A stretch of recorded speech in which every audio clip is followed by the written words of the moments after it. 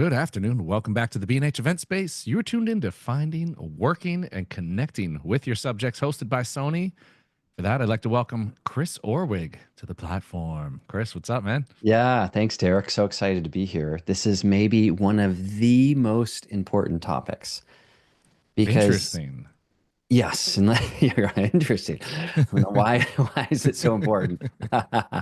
Well, here's the deal, because in a lot of types of photography, a lot of genres, you can kind of figure it out. Landscape, go to the landscape. Food photography, get a food stylist. Fashion, you get, a model that looks a certain way, certain kind of fashion, hair and makeup, gets it all dialed in. But portraiture requires this kind of self-starter spirit where you really have to go out there and go after it. Like even Annie Leavitt said, if you want to become a great portrait photographer, start photographing your friends and family, photograph people near you, photograph those you care about. And that takes risk. It takes focus, it takes drive, it takes all these things. And a lot of times I work with people who are pretty good photographers, portrait photographers, but they can't figure out how to either find people to photograph, how to ask them to be photographed, how to work as a portrait photographer, so how to convert the passion into profit and all those things. And so last week we talked about gear. This week we're talking about how do you do that? And there's a little bit of art to it. There's a little bit of science and then a little bit of luck. True confession. Yeah. I identify as that photographer for Mm. argument's sake today. Everything you just said, it's something that I've struggled with, Yeah. but yeah, one of them sitting right in front of you. So I'm tuned in as much as Okay. anybody Okay. today. Your turn. Yeah. And then I would say the true confessions as well is I'm the same way. Like the funny thing is there are certain things in life that do not get easier. And let me just go to something kind of random here. But you and I both like being active and fitness and all this kind of stuff. But it doesn't get easier to go into the gym. It doesn't get easier to go do a cold plunge. Every time you're like, okay, I got to focus. I got to breathe. I got to concentrate. I got to, there's a little bit of science, there's a little bit of art. And so, what that means to someone who's newer to portraiture and really wants to get a jump on it is you can compete with people like me that have been doing it for years because it's hard for all of us. We're all in this together because there's something that's challenging when you have a camera, you see that person you want to photograph, going from the transition of like people watching, wow, they're really cool, cool hat, amazing beard, just energy, so great, to going up and then asking something of them.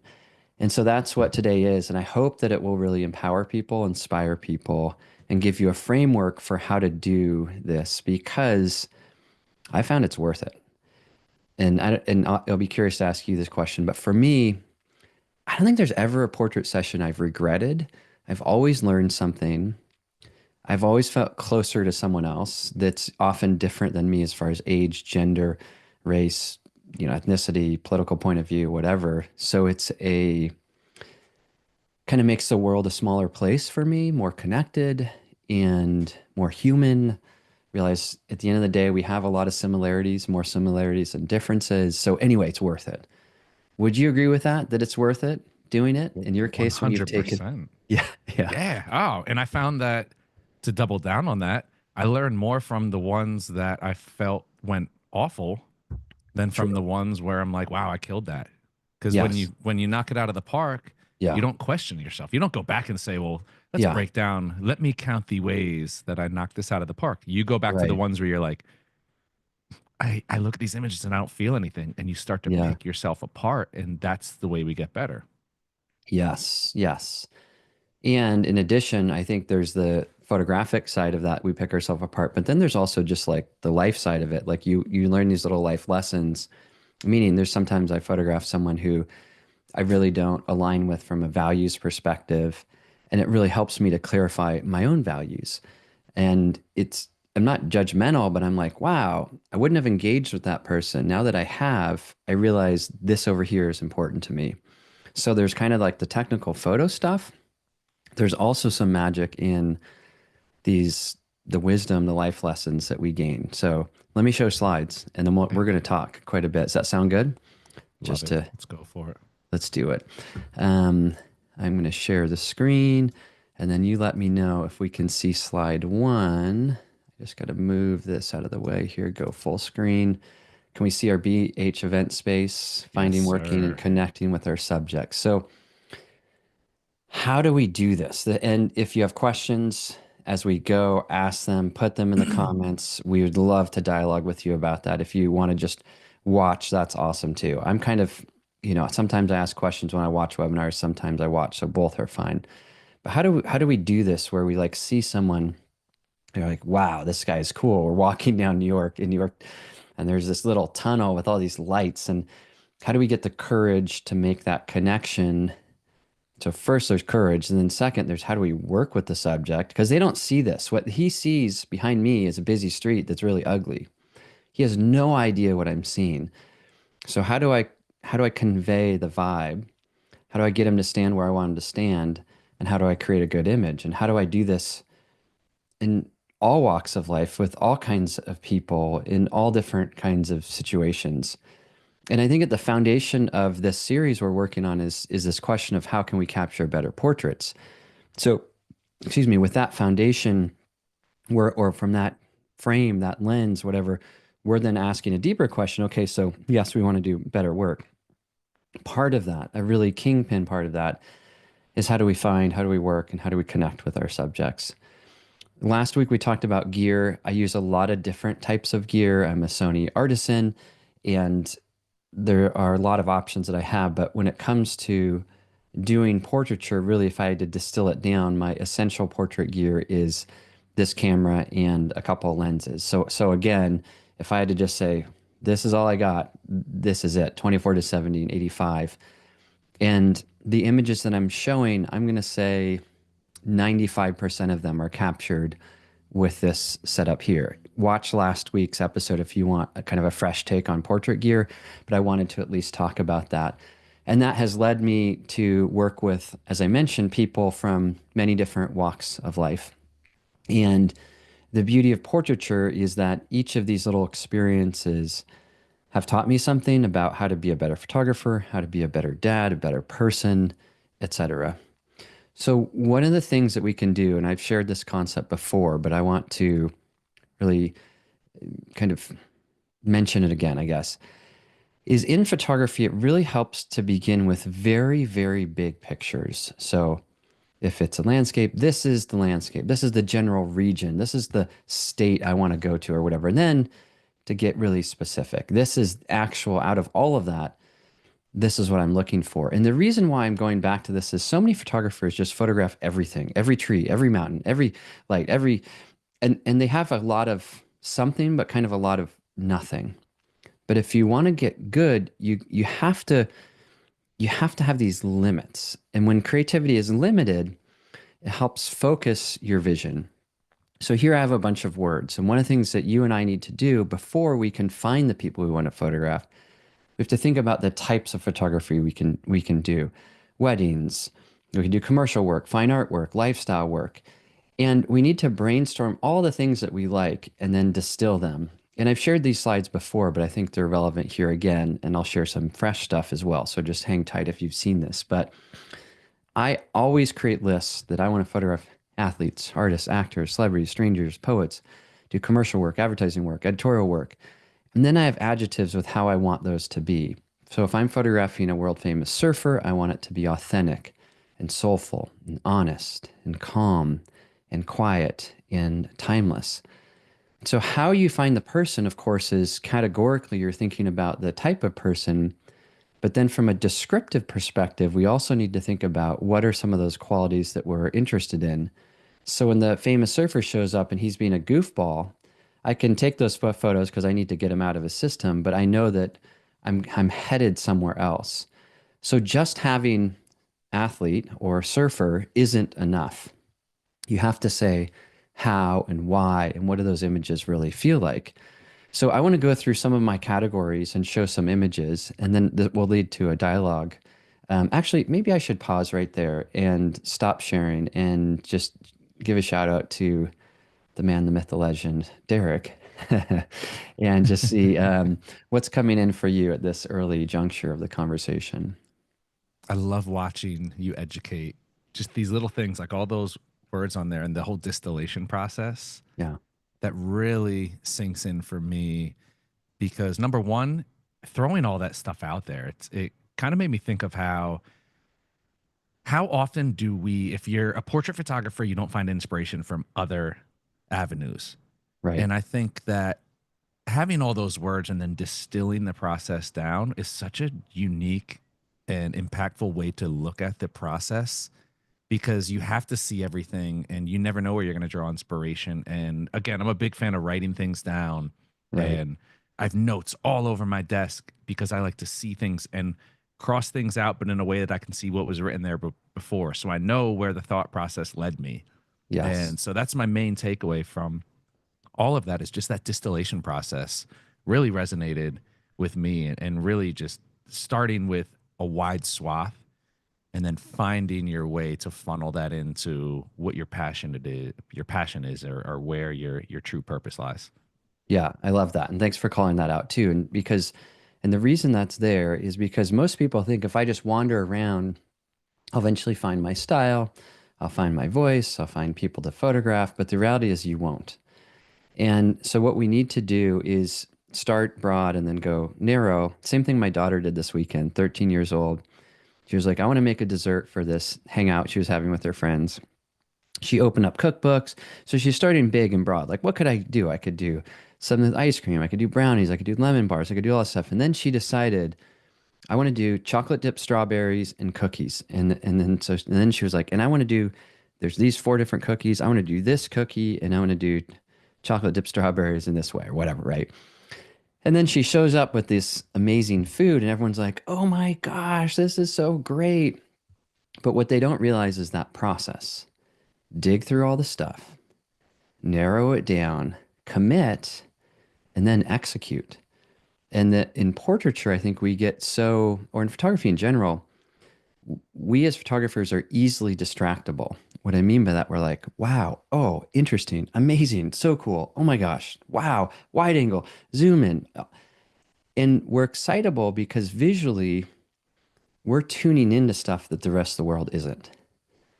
Yet, sometimes that excitability can lead to distraction and not honing in a style and not executing or not delivering and kind of having a lot of everything and not a lot of something. And that's how I started. I photographed everything.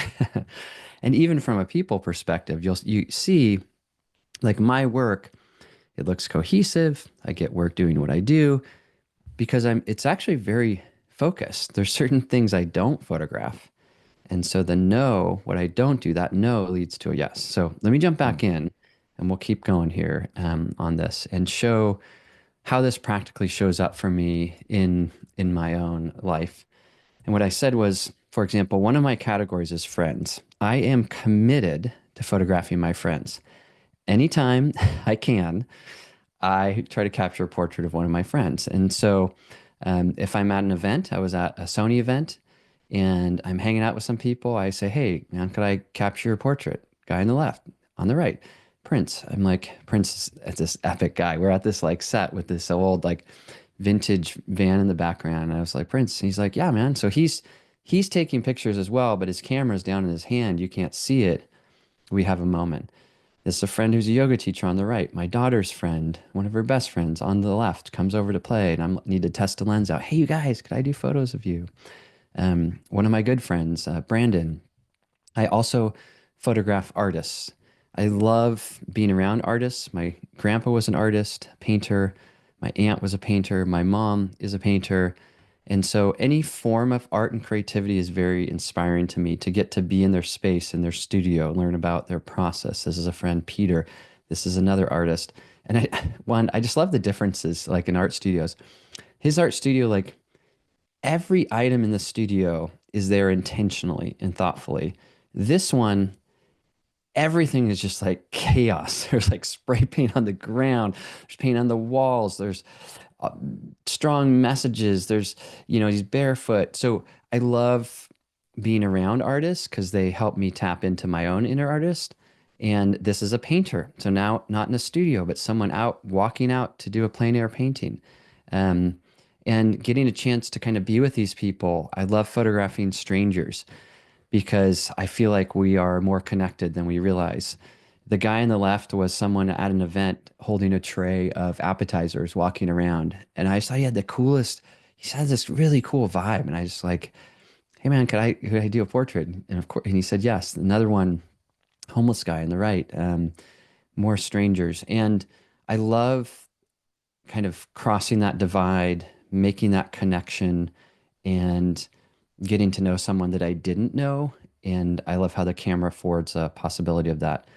Another thing on my list are photographing legends. So people who do really big, bold stuff. Chris Burkhardt, Daniel Norris, picture for the, I think it was picture for the Detroit Tigers when I took that.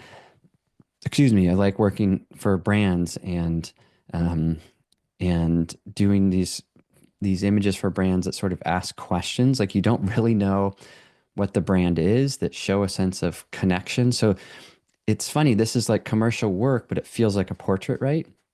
And this is for Patagonia. And again, you're kind of like, there's a little bit of a story there. And I love doing brand work that involves people photography. Sometimes it's lifestyle. And then also sometimes I kind of sneak in more portraiture. Sometimes I have to include product. Sometimes the brand is a person, individual brands like a yoga teacher. This is for a jewelry company. This is for a shoe company. I like photographing performers, Broadway performer, and kind of showing the process of getting there. Models, and people who are, this was that painter, but she also does some modeling on the side. So people who are aspiring models are fun to work with.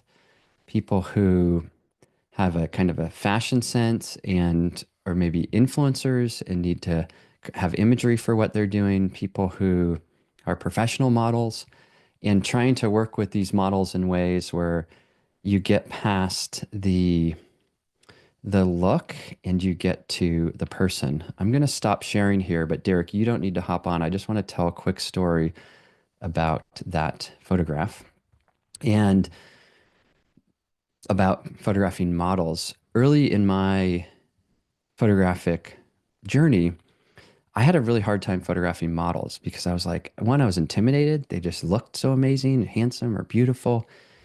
And two, they had such strong looks and the way they moved was so defined. And I talked to my mentor. I said, I just can't photograph models. And he said, Chris, it was almost like it's like, he didn't say this, but it was almost like, son, like talk to me a little kid or something. And he's like, Chris, you can turn a model into a person. You just ask them questions. And of course, what I had been doing was I was typecasting. I was thinking of them based on their professional job versus who they were as a person. Now, portraiture is all about the person. And so by asking questions, you get to that. So the quick story I want to tell about that particular model, and I'll go back to that image in a second, is I couldn't get past her initial look.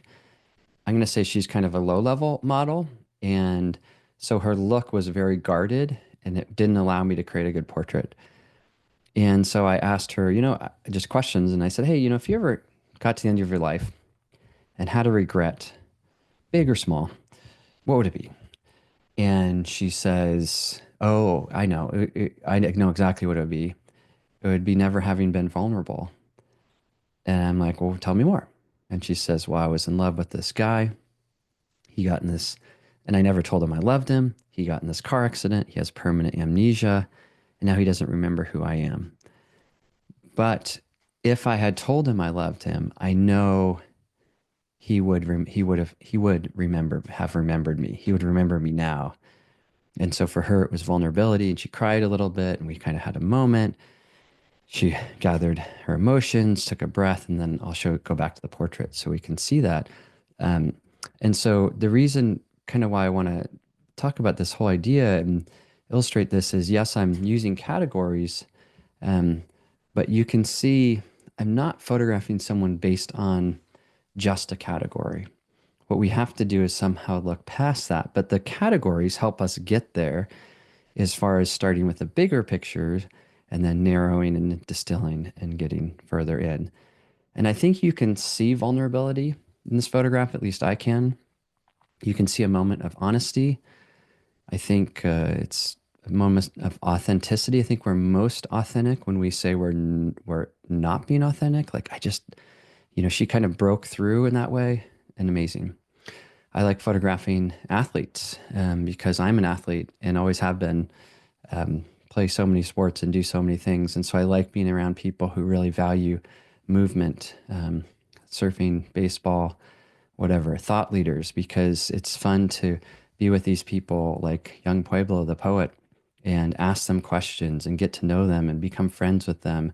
Yvonne Chouinard, who really changed the outdoor apparel industry and how you can do good with industry. Meditation leaders. I love photographing creatives. This guy's a shoe designer. So anyone who does creative work, I'm like so into it. And all of this leads to, I think this is the end. Oh no, this is the pause, not the end. Let me stop sharing.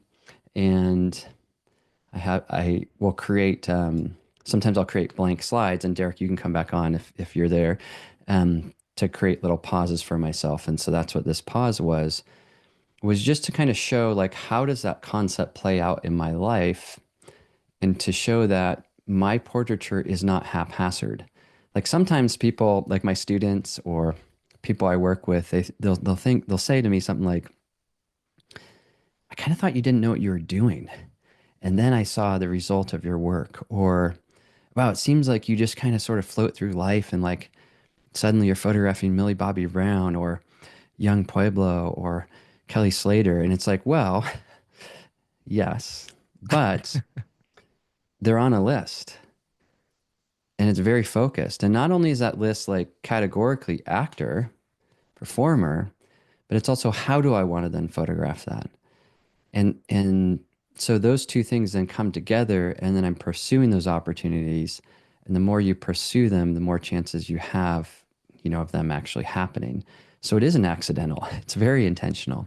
Yet the energy that I bring to it is never like, oh my gosh, Millie Bobby Brown, you're on my list. I want to photograph a famous person. You're famous. My kids love your TV show. I love your TV show or whatever. Oh, this is going to be great. And I want to photograph you as like that character in your show. And she would just be like, whoa, whoa, whoa, whoa, whoa, whoa. No, Get away. get away. Yeah, yes, yes. Security, get on this guy, right? Instead, it's more like I was on a shoot with Millie. She was walking outside for a break. I was like, Millie, it's fun to see you do your thing. It would be cool to capture a photo of you offset. And she's like, yeah, let's do it. And she's like, where? I'm like, I don't know, how about by this wall? She's like, yeah, how about if I like get down like this? And then we start collaborating and it's happening and I'm creating something that is aligning with what I want to create. And there's intention to that versus someone's like, Chris, go photograph her by that wall. If that makes sense. And I think a lot of younger photographers think someone's going to give you the marching orders. Someone's going to say, go photograph for this client. They're not. You have to do work that looks like work that client would want before that client can see you as capable of doing that thing. I mean, maybe just to make it really simple. If you want to photograph weddings, but you don't have any wedding dresses on your website, you don't have anyone in a white wedding dress, no one in a black tuxedo, no one at a venue, you're not going to get hired to do weddings because people can't make the leap in whatever genre it is. So having that intentionality really, really helps. And almost the way I wanted to create it, then I want to hear your feedback, is it's almost like having these, I'm going to call it boxes I want to fill. And this comes from a friend, Keith Carter, a fine art photographer. And I asked Keith, I said, he does coffee table books, beautiful work. I said, how do you do a project? He's like, well, I start with a box. I put the name of the project on the box. I give myself a deadline. And for him, it's usually 2 years. And he'll be like, 2 years, 25 images. And then he needs to fill the box. And I always like that. So for me, again, like I love poets. And for a while, I hadn't photographed any poets. I'm like, I love poetry. So I was like, there was an empty box. I'm like, I got to find a poet. Who is a poet? Do I have any friends that are poets? It doesn't matter. And and then slowly fill that box with something. And then I have other boxes as well, or categories. Athletes are a big one. So if I come across someone that I think is an interesting athlete in some way, I'm like, oh, yes, that's a box that I want to fill. There's also, I could get more granular. There's certain kind of athletes that are more appealing to me than others. So I'm not really into like, uh, I don't know, UFC or something like that. I'm more into um, other, it doesn't matter what sports, but the point, I guess, what I'm trying to say is there's athletes, and then you can even go narrower, right, in each of these categories. Like, even, for example, you could do models, and then you could say, I want to photograph fitness models, and I want to photograph fitness female models that are over age 60. And then that would be a really interesting portrait project, because suddenly you would have that focus. Then I want to photograph them in this particular way. And then suddenly, boom, your photography is going somewhere because you've narrowed it down. So, based on all that, based on seeing some photos, what's coming in for you? A conversation that I had on the phone yesterday with a very wise individual before went to my track workout, Yeah. and How was that, by the way? it's great. Because I Needed talked it. to you right before. Yeah. Oh yeah, Speed workout yesterday. So it was hard. speed workout. Yeah, it's grueling, but it's like you had said, to start this whole thing off, we need something. We need an outside release, and we Yeah. talked about it yesterday. Yeah. Having a release outside of our release, our outside of our Yes. creativity. Not everything Outside of has to be photography. Yeah. created. Yes. Yes. Exactly. Yeah. And I viewers of the program probably hear me say this all the time, that every once in a while a piece of advice or wisdom or something I come across comes in to my life, and I plug it away. There's a special part of my brain, things that I live by, things that I learn by. Yeah. And one of the things you said last night really resonated with me, and it went right into that bank. Mm. And it was, about the idea of projecting, the people that it's like, oh, well, I give a piece of advice and I'm really just projecting something I Mm. do or a stance I Yes. have. Yes. Yes. And where that comes into today's conversation is, you know, I used to be the person, I'm not going to sit here and say, oh, well, here's some great advice. No, I used to be the person who would say, I know I'm talented. I just give me a shot to do this. Give me a Mm. shot to do this and I'll do it. Yeah. And everything you're saying is bearing fruit for me right now. Cause it's like, no, when did all my opportunity happen? When I Mm. started saying, I have it backwards, do Mm. it first.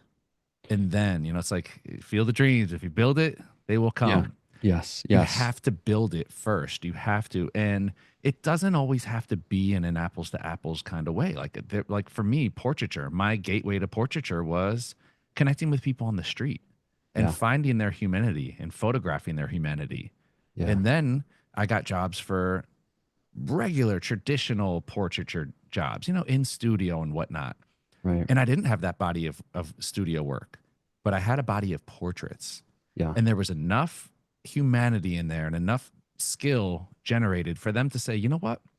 Yes, we like what you do. We like your look. We want you to do this. Yeah. And how many times do traditional, or say that with air Yeah. quotes, Sure. traditional portrait jobs end up being no different than approaching somebody on the street? It's Yeah. called Yeah. They're environmental still, portraiture. You yes. And just like what you did with Millie Bobby Brown. Hey, yeah. let's go over here and create. You're outside of the studio. You're in a more environmental setting, but Yeah. it's still, you can't tell me it's any different, whether it's however you view it, what scope you view it from. It's still the same kind of brand. And now I started doing that. And then it allowed me to build a portfolio. And it was Mm. less about checking a particular box of what type or what genre of photography. And it was more, I just want to capture images of people that have something to them, that have Mm. meaning, that Mm. they look at them and they're like, wow, this is a really good image of me, and images that were moving. Mm. And but I had to do it first. So all of that resonated with me because you have to find a way, and again, it goes back to funneling down and distilling Yeah. the process and finding well, what do I really want to do? Because you can't just say studio portraits. At a certain point, even that I'm going to distill down Yeah. to what is it about portraits? Why do I want to do Yeah. portraits? Who Right. do I Or want to do what portraits age or of? what kind of what's the set look like? Is it simple? Is it complex? What's the lighting? What's the Yeah, are we stools and tables? Are we vintage? There's like, yeah, it's way too big and broad, right? yeah. And I think then you get a little bit most creatives, myself included, you get a little bit lost because it's all fun. You know what I mean? Like ultimately, I would like to photograph anyone or do something, but we get again, I'm going to go back to just me, but I get easily distracted. And what we have to do is bring our own vision to this and back to running because running's so fun. Or I went mountain biking this morning with a friend. So maybe do mountain biking and then running as well. But today was like I could have gone road biking with a friend or mountain biking. We had a certain amount of time. We had a certain trail we're going to do, a certain skill level required on this trail. Boom. We defined it. We went and did it, right? Same thing with running. You can't be like, well, I'm just going to go run. Eventually, today's a speed workout. Tomorrow's slow and, slow and long. Next day is whatever hills, and that's how bringing that vision to whatever the activity is. And even what I would consider a restraint, because there's like a million ways to run. You could run barefoot. You could run with track spikes. You could run bleachers.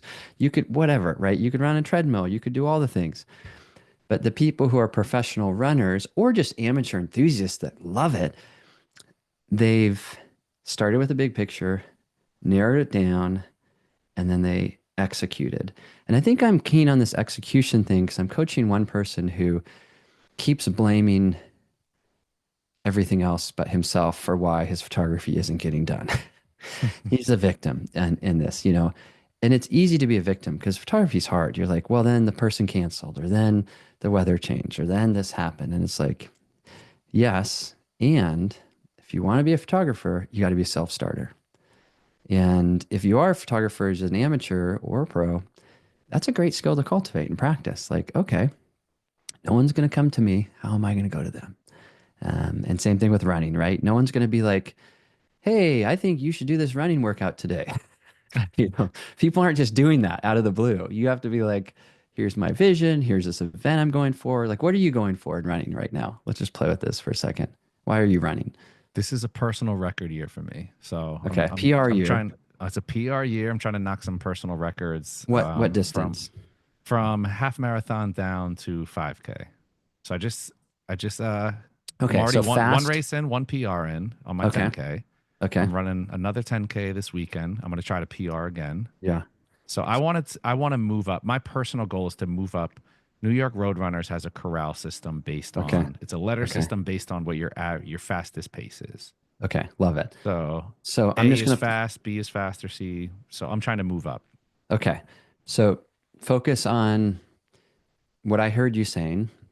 You didn't. Some people, if I ask that question, might say, "Well, I just want to feel good and I want to be fit." I'd be like, "Great, that's the goal." In contrast, you said, "I want to try to improve my time." So there's an improvement goal. And I have a couple distances I'm going to do. So to me, those are the boxes. I want to photograph 4 artists and I want to create, you know, those 4 photos that are better than anything I've done. I don't want to just repeat what I've done in the past because it's easy to do that. Like once you know lighting or once you know something, and I work with a lot of people, I see their work. And what happens in photography is we start rough, we're all kind of rough, and then we get good, and then there's a long plateau. It's hard to get off that freaking plateau Okay. because we learned enough to to to get it where we want it to be, but not to quote PR, right? Not to do that. So we need a distinct defining and running event. This race, this date. In portraiture, this particular person on this particular day. Like the artist isn't saying like, "Hey Chris, come hang out in my studio." I'm like, "Hey, do you have any time this week or next? And here's the vision, and I'll give you the photos and whatever." So I love the running kind of idea. Maybe what I should do, again, you can tell I'm talking kind of quick today, but I'm excited. I have just maybe 10 or 15 more slides. Let me do those, and then we'll Yeah. come back and kind of untangle this and field some questions too, if anyone has any, about how to practically do this, whether it's with strangers, with models, with family members, etc. So let me do a quick share. Um, and let me do this. And here we go. Okay, so one of the most essential things to keep in mind when we are photographing someone is that our interests and thoughts never, never, ever, ever match the interests and thoughts of the person being photographed, whether we're photographing with our phone or whatever it is. What I mean by that is when we look at someone and we have a camera, we see them differently than they see themselves. We see time, experience time differently than they're experiencing time. So what we have to do is find a way to build a bridge. And the way we build bridge is by asking questions. So we get into their headspace a little bit and we discover they have a girlfriend that practices yoga. They're a painter. They grew up in Jackson Hole. They drive a Jeep. They play the electric guitar. And so that conversation helps us attune or get in tune with what's going on with them, regardless of who the person is, right? Because everyone has a story. And what we're seeing when we have the cameras, we're seeing the external of the story. And often what the person is seeing is a camera and they're feeling anxiety because it is hard to have your portrait made. And if you ask someone, if you talk to someone and connect with them and then say, hey, can I take your photo? Often they melt and they like go melting monster mode. And the reason is because you're surprise attacking them. So when you approach someone, you always have to have your camera out. So it's not just ask questions and get to know them, because I've seen my students do this. They meet someone, they ask all these great questions, they're connecting, they're laughing, they're having fun, they're sharing life stories, and then they say, "Can I take your portrait?" And the person's like, "Oh my gosh!" Like, so as photographers, we need our cameras visible. We need our intention to be shared very, very early, and that helps us make that connection with the conversation and integrate that into the conversational piece that, hey, there's a chance something's going to happen with this camera. And then what I like to do is to take a warm-up photo. So take a photo very, very quick in the conversation that isn't a great photo, never is, but it allows me to establish that this is gonna be about photography and about conversation. And I'll talk more about that in a second.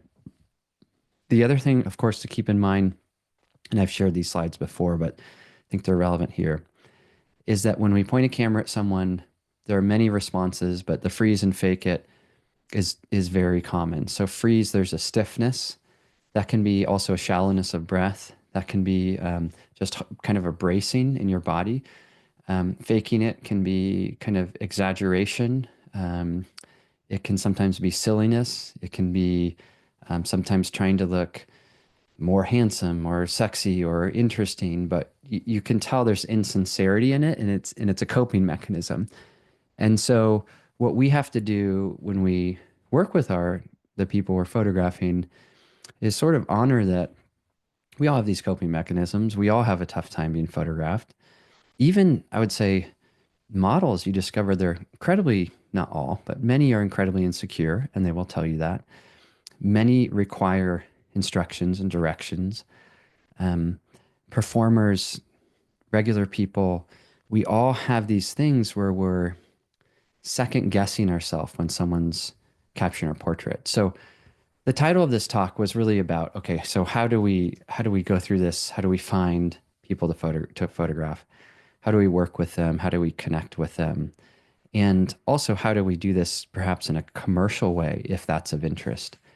So we talked a bit about the finding, and let's revisit that though, Derek, you and I, and then I want to talk about working and directing and connecting as well. But first, finding.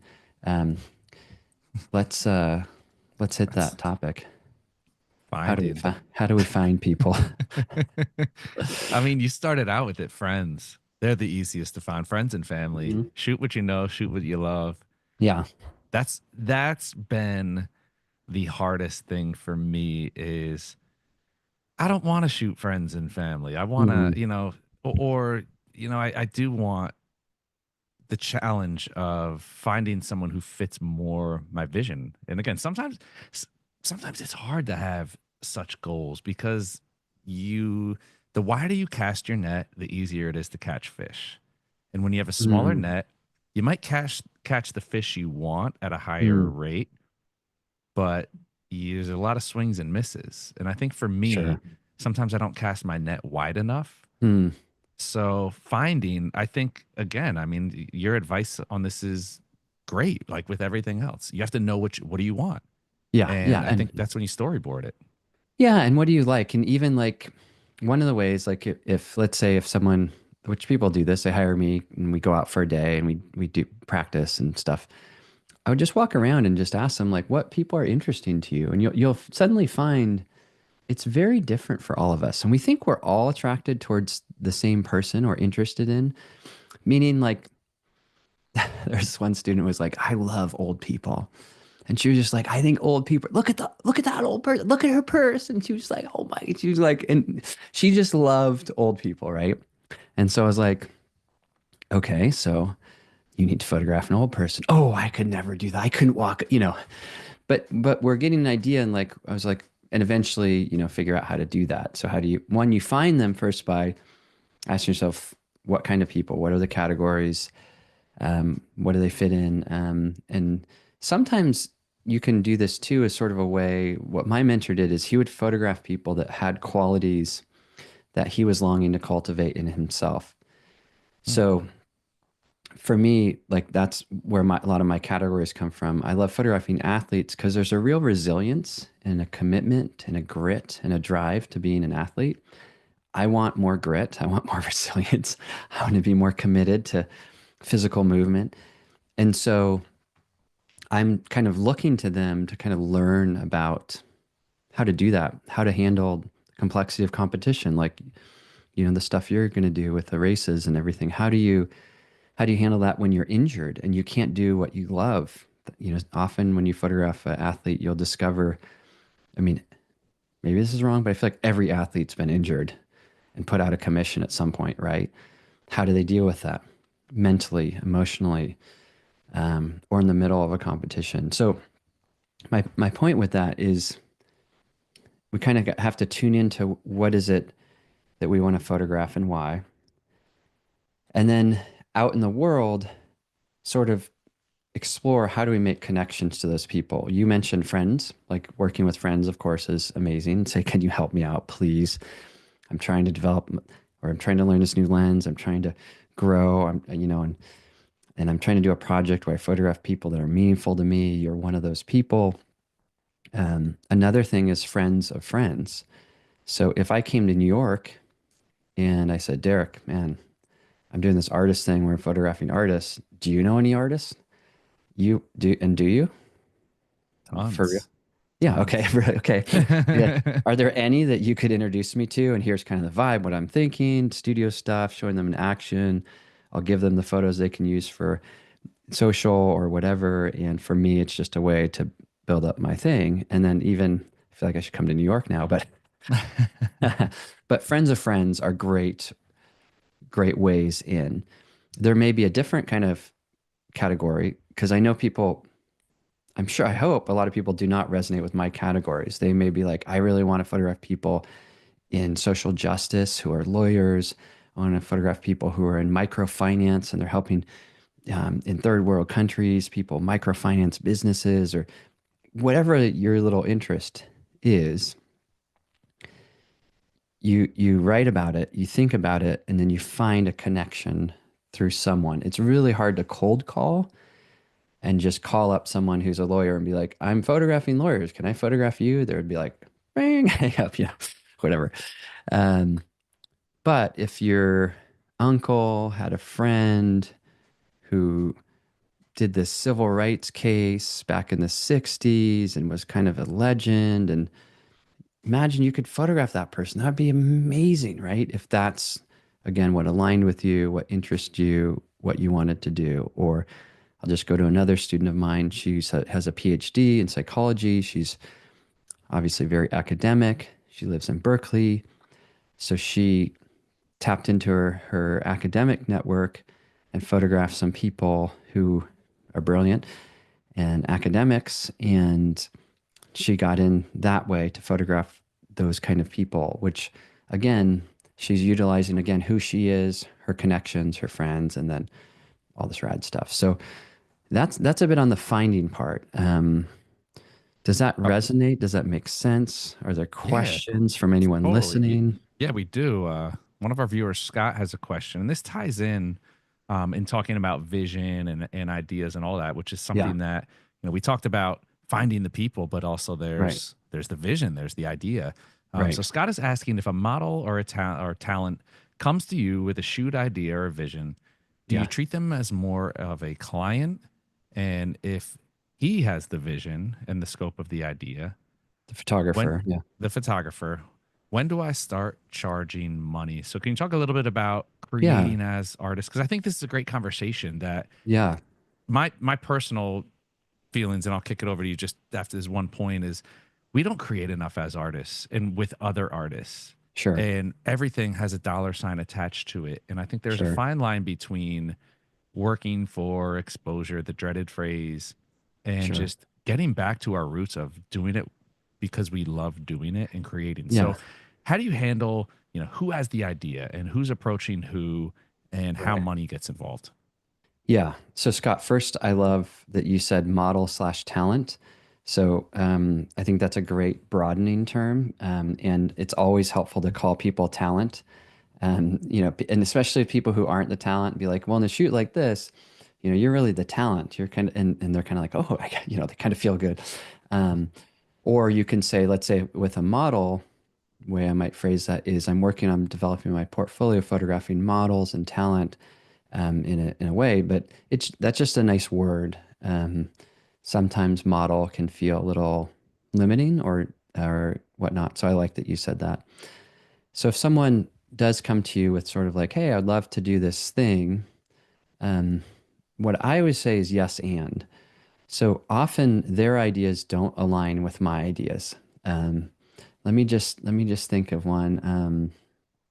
Uh, let's try to think of one funny one. Well, it's not really coming, so I might have to make one up. But so someone will say,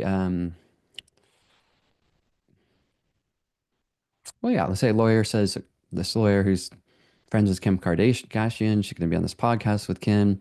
She needs a really strong photo because her photo's going to be next to Kim Kardashian's. So I'm like, okay. So she has a certain vision for that and certain wardrobe and certain ideas. And so I say, yes, let's do that. And how about if we also add in this?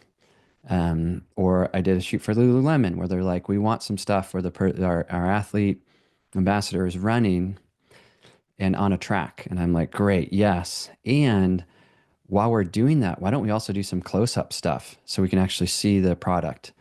And then even some like portrait stuff that kind of shows like this person's character because they have this big outreach and influence as who they are. And then we can give this person these three different types of images that they could use, you guys could use. And they're like, whoa, this is amazing, right? So I think yes, and then the second part of the question is, so I do treat them as a client, and that's how I treat my real clients. Yes, and I never let the client pigeonhole me so much that I'm not getting to do what I'm really good at and also what I need. Same thing, like if Derek was like, I need a photo in my webinar studio, I'd be like, great. And bro, can I go do a running photo with you out on the track or something? Because I'm photographing athletes. And he would be like, okay. Um, and then if I have the vision, when do you start charging money? So the money question, because not everyone, but a lot of people want to figure out how to stop doing things for free, start doing things for pay. So most photographs are not needed. And in order to get money for them, there needs to be a need behind them. So I'll maybe equate it to arts and crafts. I'm just trying to think of, I don't have anything in hands that I can reach. Um, Let me see if there's something fun here. Well, I can't reach it, but I have a Hey, little we bit need of, some crafts. No, no. Well, I got I have I these got my little, I got my yeah. dumpster fire. Okay, wait, let's do this. Can I focus on that? Yeah. What does it say? It Emotional says support. emotional support. I love that. So a little knitted, I'm just going to go with the little knitted character, right? So, or the other thing I was looking behind me, I have these little beach rocks that are balanced up, kind of like Zen stone, balanced stones. It's beautiful, but no one, like, how can I charge for that? No one needs that, right? Or even that little guy, there isn't that big of a need. You can't be like, I'll sell this for $300. When can I start charging for this, right? And so what we have to figure out is find what the need is. And maybe you bought that, maybe you didn't, but I felt like they took a little knitted character, then they added a little bit of a story, and then now that story adds a little more interest and a little bit more need. So if I saw that, it's kind of fun and funny, and I might buy it because of that, right? And so in Definitely. photography, thinking through the need and the story I've told before, Scott, and maybe you've heard this, but is I'm working with a student. They're photographing mountain biking. It's amazing. It's their buddies, but no one's going to buy the photos, not even their friends, because like how many photos do you need of yourself mountain biking? Really not many. Um, they're kind of cool, but they're nice, but they're not like I'm going to buy. I would never say like, oh, I'll pay you $500 for that me or that photo of me right on my bike. So I said, you just got to photograph influencers. They need the images. All the brands they work for need the images. And then you do that because there's a need. And then you can't just start charging, but you create needed images and then the brands come to you and start paying. So it's a little bit more about the pain than it is about the charging, if that makes sense. Like you're creating value. They're like, wow, this guy's good. Could you do that with our other athlete? Yeah. Do you have a budget? Well, I don't know. What would it cost? Well, let's talk about that. And then you kind of go through that and then you figure out how to get paid for it. Is that kind of a fair answer? Maybe you have more thoughts to add to that? Yeah, I think so. And every situation is different. And excuse me. There you go. Good time for a water break. Yeah. Um, I look at everything as an extension system, almost like a 6 degrees of separation. Okay. The number of jobs, of paid jobs that I've gotten from jobs I did for free or for a Sure. friend or exposure, Sure. however it was set up. Yeah. I go into every opportunity as, am I passionate about this? Hmm. It's almost Yeah. like a tree. I draw a Yeah. tree out and it's like, okay, is this something I'm passionate about? Do I want to do this? Does it warrant being paid? Because it's like you said, there's certain jobs where it's like, I'm not going to charge, my friend. It's like, hey, my friend wants, we get together and we just have a creative idea. And Yeah. my friend wants to dress up in, as a vampire. It's like, okay, Right. they're not going to Yeah. pay. I'm not going to be dumb enough to Yeah. charge. Yeah. But I can then use those photos and say, okay, their friend might see something and say, hey, you know what? I do have a need for this. So it's like Right. that extension tree Yeah. where I don't look at any job as the end point. Every Right. Right. job is the starting point to the next opportunity. And I say opportunity, not job, because again, point everybody's probably heard me say a million times. One of my old bosses, we didn't get along, but again, he's up there in that bank of things that I've Yeah. taken with me. Get something out of everything. Hmm. Hmm. Every interaction you get something. Yeah. This is a Yeah. sales Yeah. job. And he's like, Yeah. if you don't get a sale, get a good story. Get a good Hmm. moment I of your love day. it. Get a Love it. smile. Yeah. And in that regard, it's like, okay, you can't look at everything on the same plane. I might look at it as, you know what, this is a great idea. I'm going to have fun. And I'm more inclined to take on something and say, you know what, I don't care about money. Let's just go create Hmm. because Hmm. people are going to see that, Yes. and this is Yes. why I've always been a big fan of giving the platform to people who just do great things because it Hmm. doesn't matter what your reach is. It's Hmm. bringing in something, and that person might not have reach, but that person, you never know who they're connected to. Right. And when you're basing something on someone's talent or on something that someone offers, it's going to be more well received than, okay, well, we just brought this person on because they have 500,000 followers and they got on there like, yeah, I just click a button and I put presets on it. That doesn't do anything for you. So I think you Sure. really have to go with what you're comfortable with. And if you find value in something, but you have to also look at yourself as the asset. You have to look at the extension where I can take this opportunity and do it because I want to do it and look at it as the jumping off point to something else. That was such a I love it. jumbled word No, salad, but no, I I hope love it. I something in love there it. resonated. No, but and just to reflect back, what I'm hearing is, um, and I imagine it would be interesting, Scott, if you feel like responding, but I imagine you would relate to that as well. That the stuff you're doing, maybe where you aren't getting paid, still has value. It can still open up doors. And what I heard in Scott's question was like, when do you kind of transition that from free to pay? Sometimes it comes to you. Sometimes you do. I mean, I didn't really answer his question either. Sometimes you do start charging, but you're kind of looking at the need. And what I mean by that is, let's say a model comes to you and says, "Hey, I need some new photos to update for the modeling agency." And you can say, "Well, is there a budget for it?" And it depends on the level of the model, how senior he or she is, or whatnot. And so a lot of times it comes from, at least for me, from asking that question about budget. Even like I'll get asked for speaking engagements a lot. And they said, "Would you ever come and speak to this thing?" And I'm like, "Yeah, that sounds really interesting. I'd love to. Is there budget for it?" And you'd be surprised at how many times they say, "We don't have a budget, but we have like 25 members in our club and they're really enthusiastic." So then I have to decide, is that worth it or not? Sometimes it is, sometimes it isn't. But asking that question can really help. Or if, let's say, I have one uh, person I'm coaching does family photography, they're photographing families for free, everyone loves it. You go to those families and say, "Hey, I want to start transitioning to doing paid work. Um, what would you pay for something like this that you got? What do you think is a good going rate?" So you kind of inquire, you get a feel for things. Do you have any friends who might be interested in it? And you may discover that the rates they come back with are higher than you thought or lower than you thought. And this is true with clients as well. Clients, I'll try to get the budget question out there. They say, "Hey, can you pitch this?" And I'll say, like, "Yeah, give me a sense on the budget. Like, we've never worked together before." Because I don't know about the usage of the images. So for, let's say, like Lululemon, if it's local usage versus national, it's a very different budget. And so I better get that info. Otherwise, I'm toast if I just throw out some random number. Or it could be, "No, this is just like some goodwill thing we're doing, and you have such good heart, and we love working with you."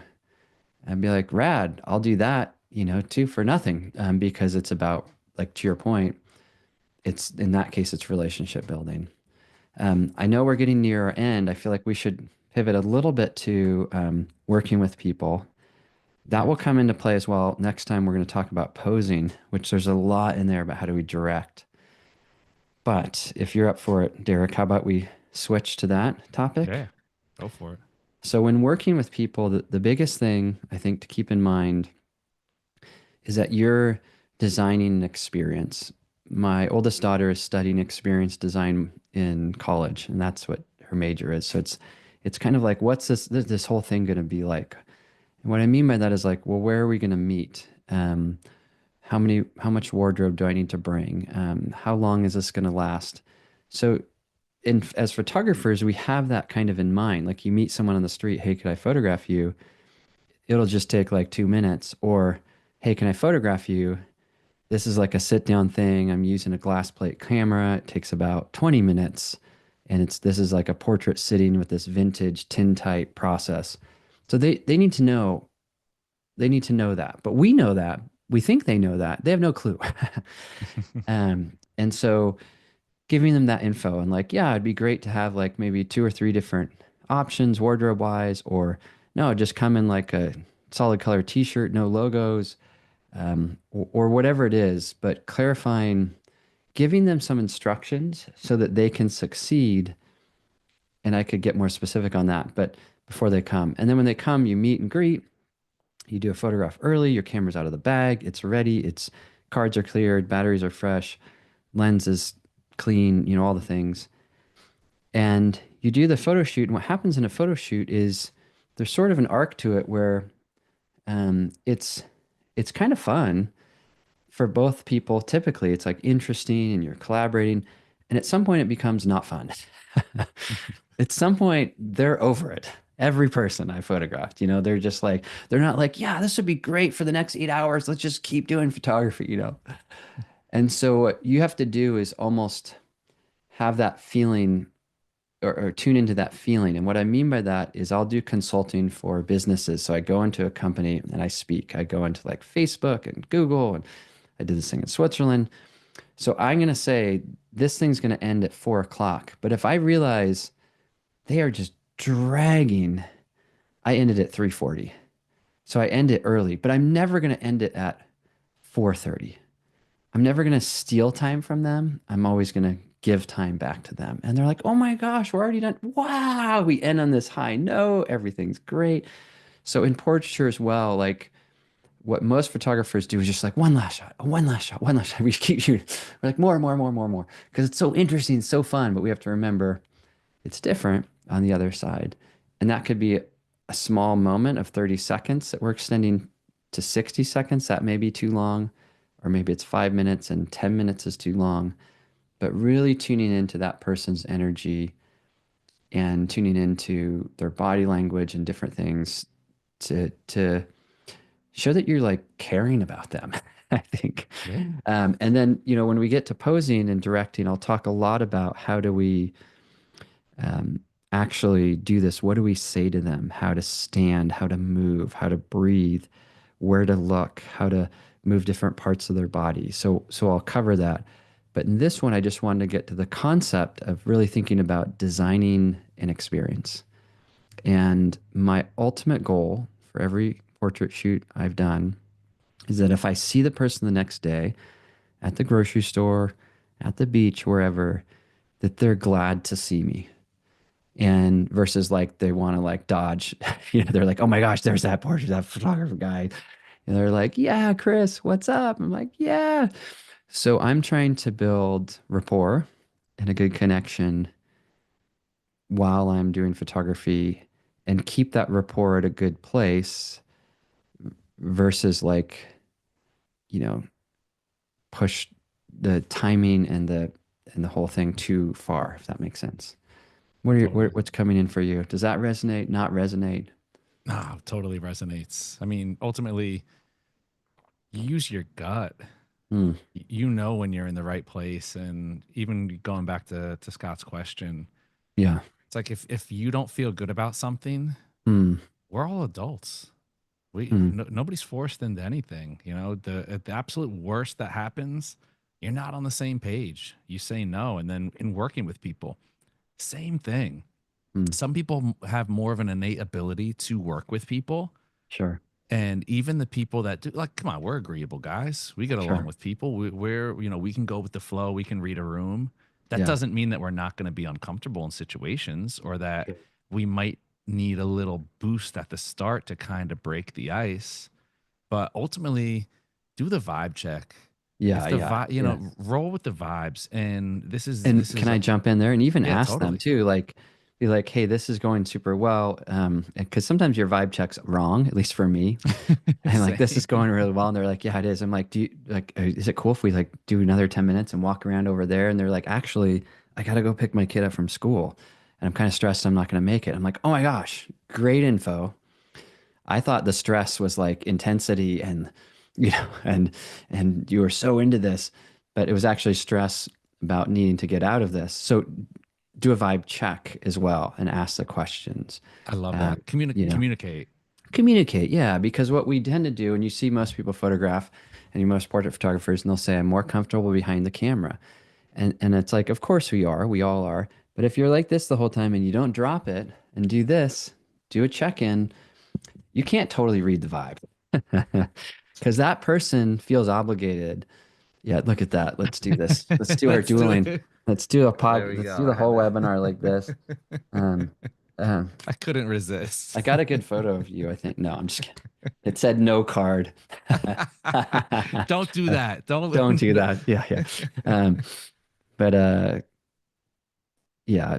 So Vibe check. Anyway, you were saying too, like communication, and the trick is with photography, portraiture in particular. I think it's really, I trying to find the percentage, but it's like 95% like human connection, probably 90% human connection and 10% technical. And photography is very technical, but if you get the technical right and you don't get the other stuff right, it's kind of an empty, hollow, pointless picture.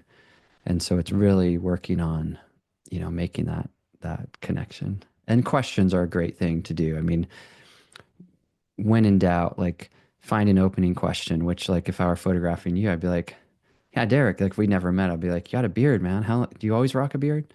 And then what would you say? No, You know? not only as an adult. And now Okay. when I What shaved age?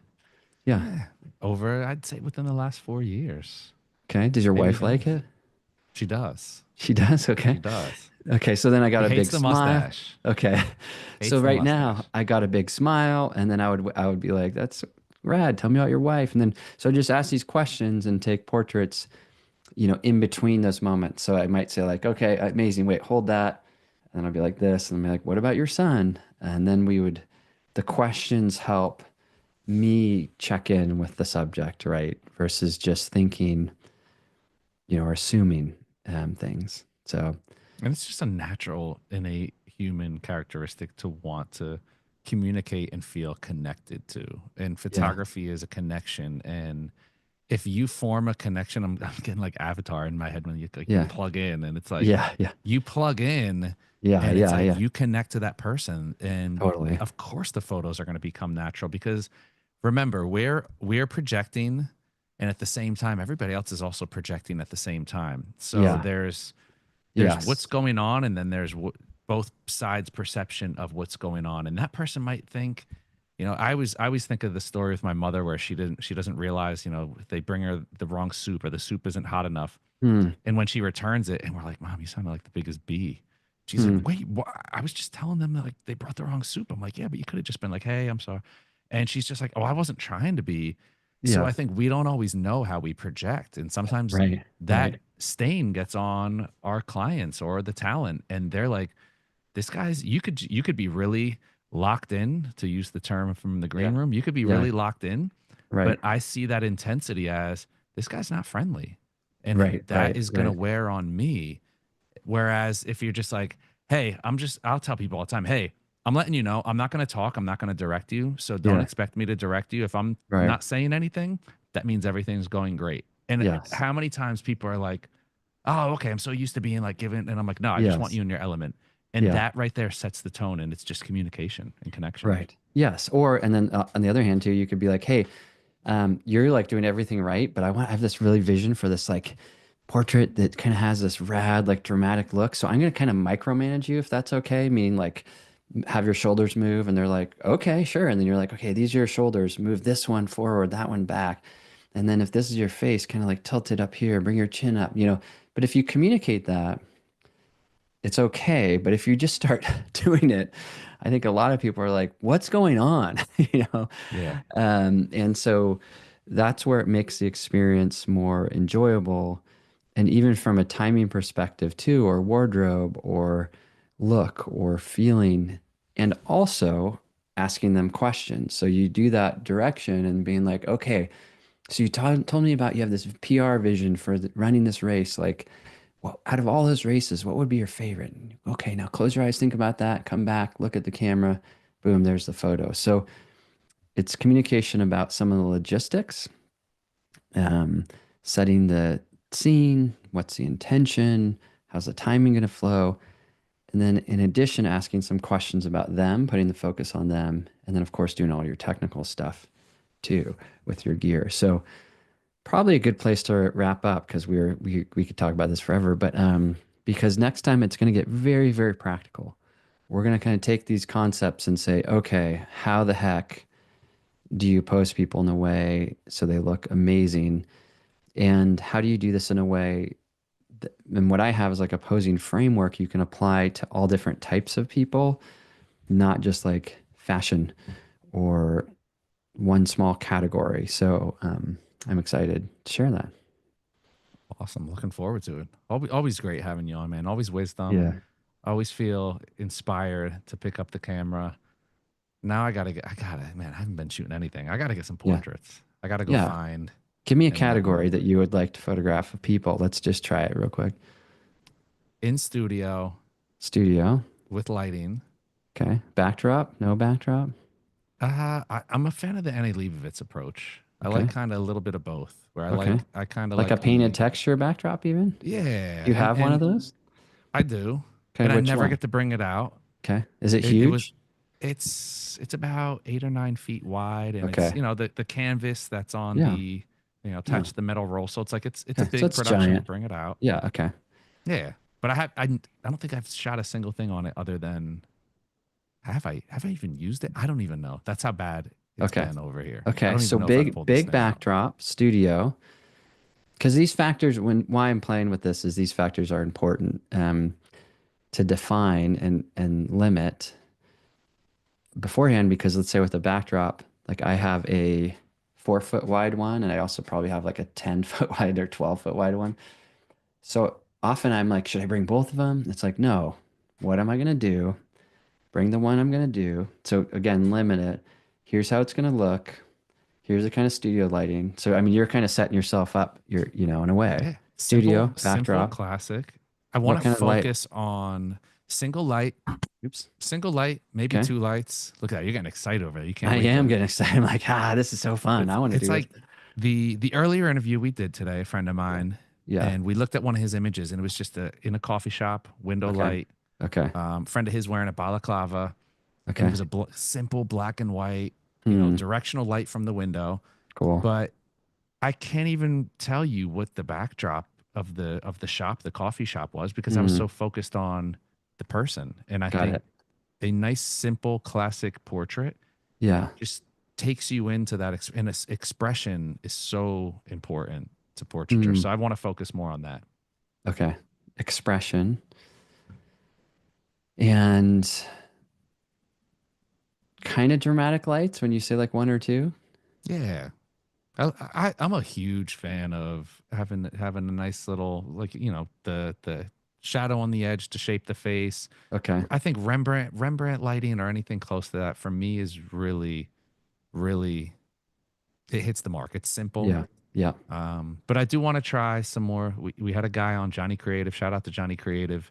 Yeah. We had him on recently. He's a Colorado-based portrait photographer. You got to look him Okay. up. I'll send you his work. Okay. And Yeah. he's putting together like these 8 light setups, but there's Hmm. beautiful, Hmm. beautiful Hmm. light. The double backdrop where he has the smaller backdrop, the bigger Yes. behind. Yes. I love Everything's that. layered and textured nicely. Yeah. Yeah. I love it. I love it. And then who would you photograph? Subject. So we got to get a little bit of that in the It's mix. funny you said artists earlier. Yeah. That's what because I feel like artists are so expressive and they don't Yeah. often, it's usually we see their work, we don't see them. Right. And I think it's Right. so interesting to see the person behind the work. Yeah. And so much they look like their work. You know what I mean? There's like Yeah. clues between, they create. It's like dogs looking like their owners. Totally. It's so true. Yeah. I feel like the best artists, like like even those two artists I showed, the one guy, it's like always really nicely dressed and his art is it's very like well organized. The other guy is like barefoot, beanie, tattoos everywhere, his art's like all crazy. Um, and so it's kind of fun to see that connection. Not always, but sometimes you get to get a little insight. Well, man, so good to talk. So Always fun. fun, man. Always fun, Yeah. always informative. Huge thank you to you again for joining us. We'll connect offline Okay. between now Yes, and the next one. But we to all will, of our as viewers always. out there, thank you guys again. Huge thank you to Sony, of course, and Mr. Orwig, man of the hour. As always, check it out. That's all we have for you now. Another edition of the B&H Event Space in the books. Right. Catch See you y'all next guys. time.